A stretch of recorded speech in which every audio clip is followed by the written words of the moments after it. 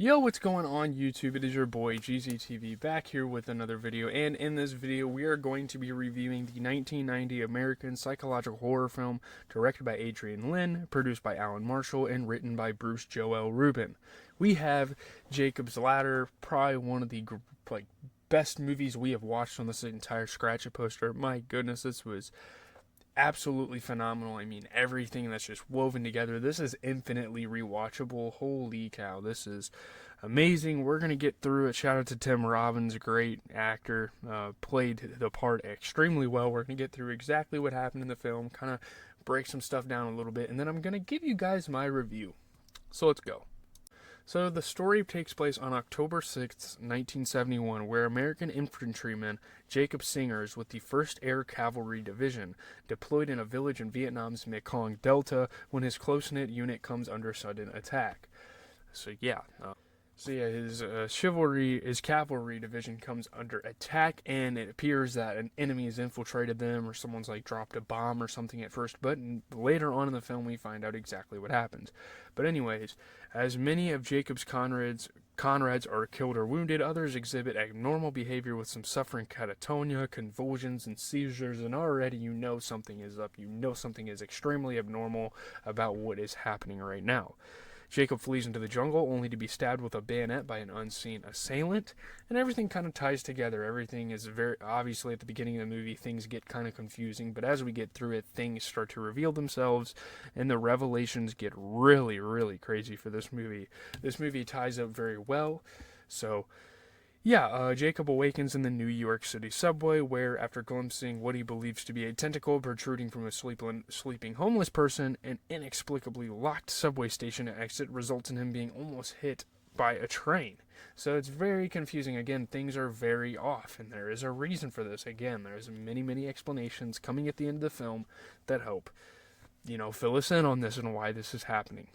Because a lot of this is an altered reality. A lot of this is his own dream reality. A lot of this is him in the afterlife. A lot of this is just all sorts of different realities, and this movie takes you on an insane journey. So this is the first reality, him trying to escape this subway station. So the year is 1975. He works as a postal clerk. He's obviously just gotten out of Vietnam, and lives in a rundown apartment in Brooklyn with his girlfriend Jezebel. So this is setting up to be another one of those realities.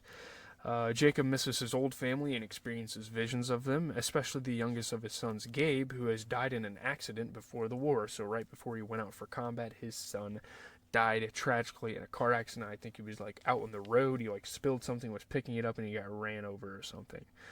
So Jacob is increasingly beset by disturbing experiences and apparitions, including glimpses of faceless, vibrating figures.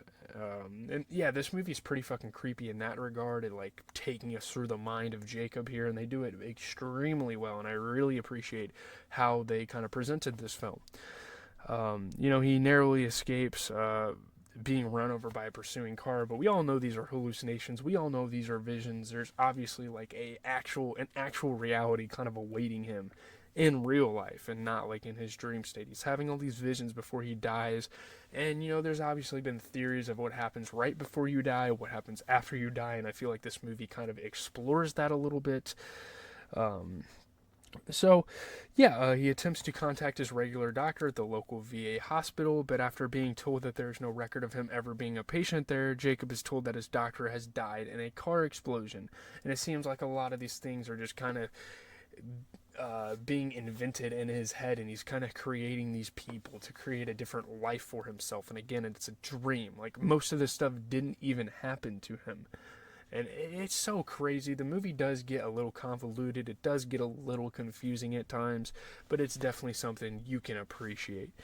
So, his doctor dies. So at a party thrown by friends, so he's going to a party with this girlfriend. A psychic reads Jacob's palm and tells him that he is already dead, which Jacob dismisses as a joke. But no, it is not. It is representing exactly what is going on in real life. It's representing what's happening in that little tent he's in when we get to him at the end of the film. So after declining to dance with her, she's getting very flirtatious. He appears to witness an enormous creature penetrating Jezebel before he collapses, and it's obviously attacking someone personal to him.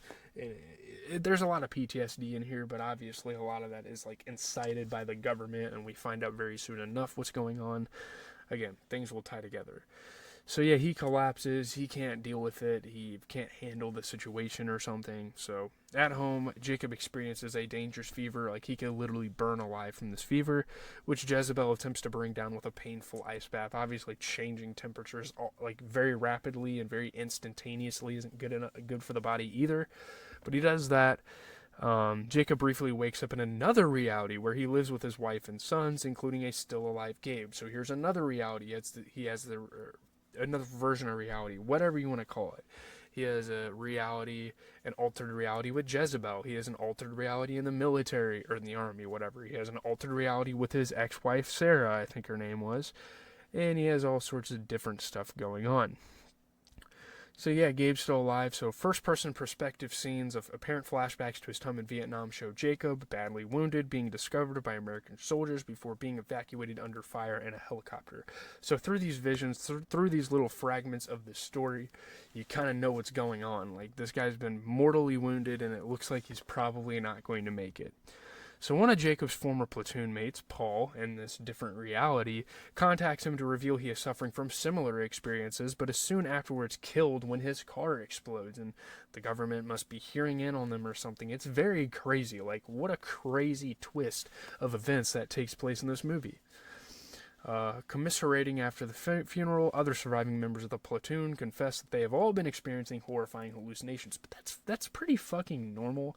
Obviously, they are experiencing the same exact thing. So, in the sense of this movie, it's this film, it's kind of concerning, and it obviously connects together, and it has to connect together, or else this movie wouldn't be able to move forward. But in real life, like most veterans experience PTSD. So, yeah. But believing that they are suffering the effects of a military experiment performed on them without their knowledge or consent, they hire a lawyer to investigate. Yeah, they want to get compensation from this because you're already going through hell, going to war. The last thing you want to do is hallucinate and actually like do something that you can control or do something that the government makes you to do. Because you're trying to defend your country and your government's like sabotaging you. So, however, the lawyer quits the case after reading military files documenting that the soldiers were never in combat and were discharged for psychological reasons. They never were actually like deployed. I guess they went out there. It's very confusing. It's all kind of a blur to me right now. There is a point in the film where I kind of fell asleep, not because I wasn't interested in the film. I missed like 15 minutes. It's not really a big deal. Some part of the film is a bit of a blur, but I can still appreciate it for what it is. I was super tired yesterday. I don't know what was going on. So, Jacob's comrades soon back down while Jacob suspects they have been threatened into doing so. Like, the government might have, like, finessed the lawyer into telling them to stop because, yeah, this is... Obviously, the lawyer wants their business, but if you can't find files, if they're getting tarnished, can't do anything about it. So Jacob is abducted by suited men who try to intimidate him. So now at this point, you know that the government's behind this altered reality, which again, it's only a altered reality. So Jacob fights them and escapes, but is injured and nearly paralyzed in the process. So he's laying on the street. Santa Claus pulls up. It's kind of fucking funny. He is taken to a nightmarish hospital where he is told he has been killed and this is home. But his chiropractor friend Lewis comes to his rescue and heals him, and this has been a guy that's been a part of sort of his altered reality. Lewis quotes the 14th century Christian mystic Meister Eckhart. Eckhart saw hell too. I'll just read this. Eckhart saw hell too. He said, "The only thing that burns in hell is the part of you that won't let go of life, your memories, your attachments. They burn them all away.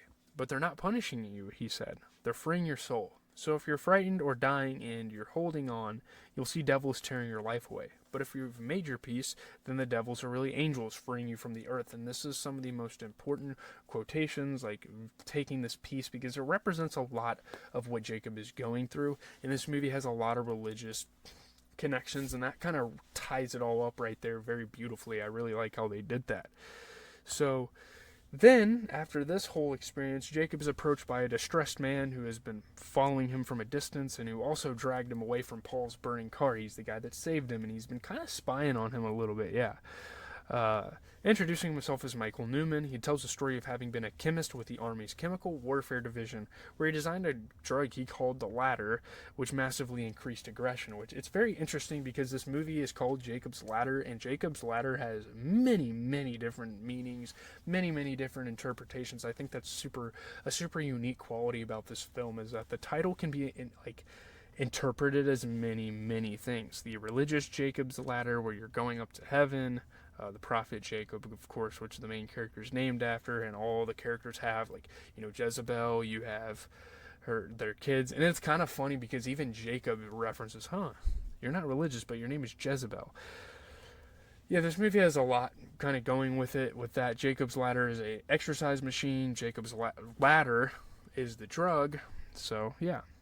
Michael claims that, to test the drug's effectiveness, a dose was secretly given to Jacob's unit before the battle, causing some of them to turn on each other in a homicidal frenzy. Obviously, it made them freak out, made them get, super aggressive, hyper-aggressive, matter of fact. And yeah. Michael's story triggers a vision of Jacob wounded in Vietnam, which shows his attackers a fellow American soldier, so now it's revealed who attacked him.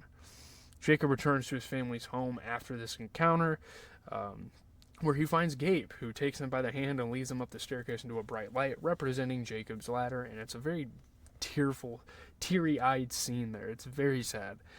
The scene turns to a triage tent in 1971 as military doctors declare Jacob dead. Now, the triage is where, it's, low priority, we can shove the soldiers to the side and stuff. But, yeah. The doctor takes one of his dog tags off his body and notes that Jacob had put up a tremendous fight to stay alive, but looked peaceful in death.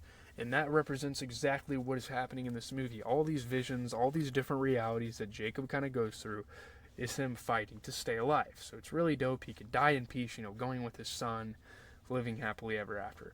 Obviously, it's a very sad way to end the film, but at the same time, he still finds peace with himself. So let's get into the review. Here we go to the review. I'm going to give this a B to A. I think it's fucking fantastic. And I'm going to give this a higher rating than a lot of critics give it, because it's great.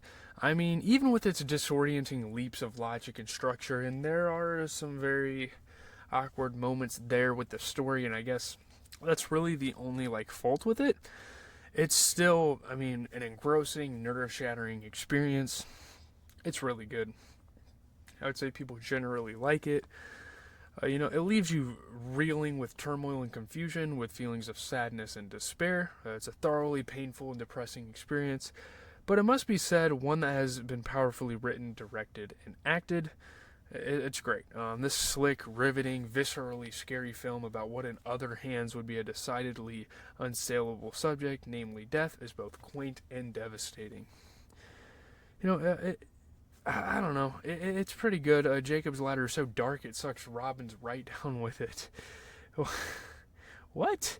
By the time Jacob is being strapped to a bed and wheeled down, I don't know.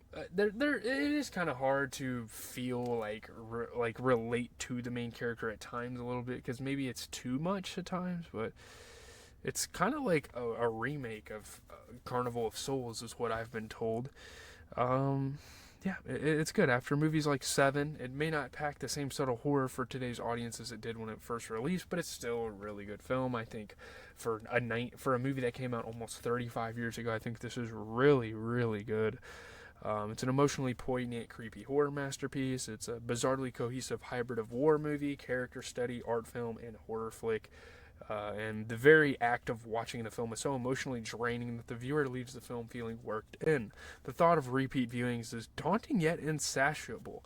I almost want to watch it again, and you almost do want to watch it again when you get out of when it's over, because you really want to dissect what's going on here. There's a lot at play. So, yeah, it does really well at balancing a bunch of different things. The film's nightmarish hospital scene is one of the most terrifying moments in all of 1990s horror cinema. In its musings about death, about the end we all fear, Jacob's Ladder proves a deeply affecting and meaningful motion picture. After a screening, you will immediately want to hug the people you love and then go outside and breathe the fresh air, or otherwise affirm your very existence, because it really throws you through a time warp, almost.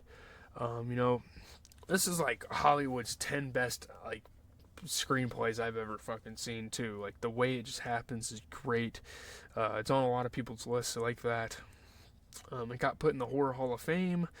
Um, so yeah, it's been on many lists over time. This is a very iconic movie. This is a movie that a lot of people come back to years later, and I might have to rewatch it with my dad sometime because it is just that good.